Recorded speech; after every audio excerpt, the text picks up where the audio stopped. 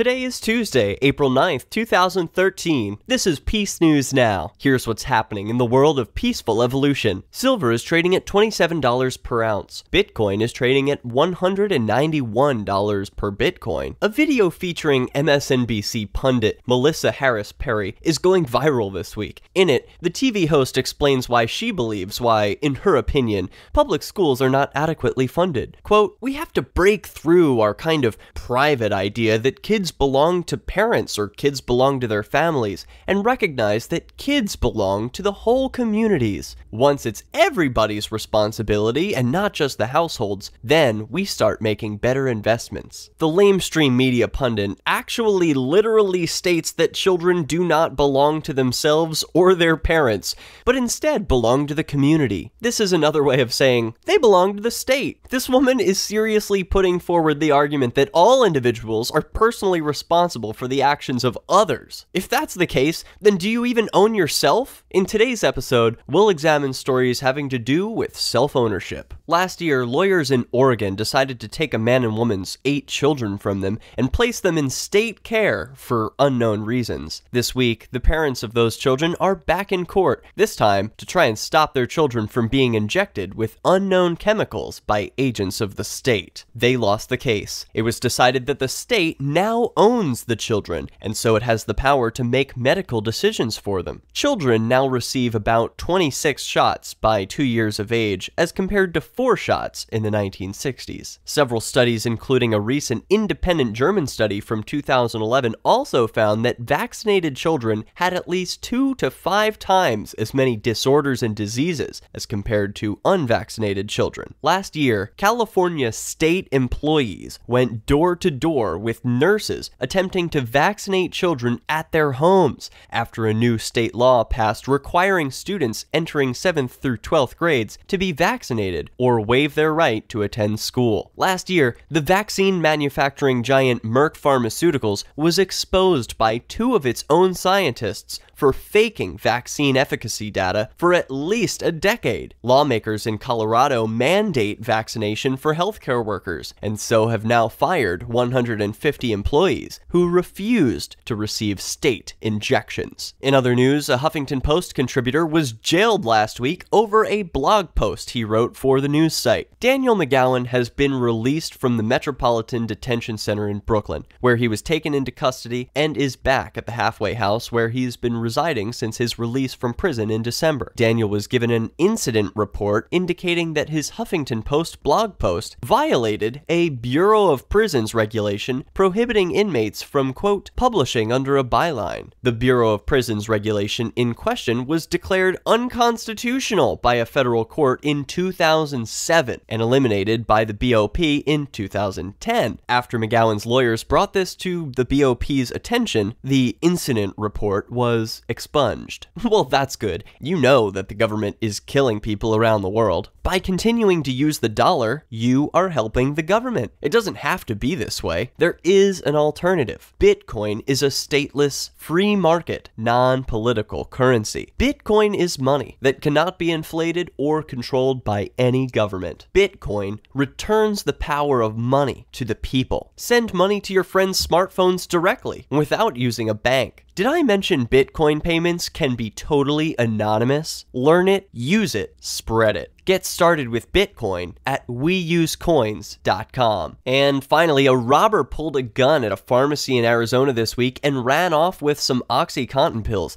2 hours later, he went into another drugstore doing the same thing, only this time, the clerk behind the desk aims back at the robber, and he runs away empty-handed. Intent on getting more drugs, the robber then goes into another pharmacy where he gets more OxyContin. But as he was leaving, 2 regular people with firearms pointed their weapons at the robber, demanding he get on the ground. The robber complied and waited for the police. In summary, in the first example, no gun equals theft and possible loss of life. In the second example, clerk with a gun equals surrendering criminal. In the third example, concealed carry equals a citizen's arrest. This has been Peace News Now, your daily window to the world of peaceful evolution. For links and videos, subscribe to PNN at youtube.com/peacenewsnow. For peacenewsnow.com, I'm Derek J, reminding you that badges don't grant extra rights.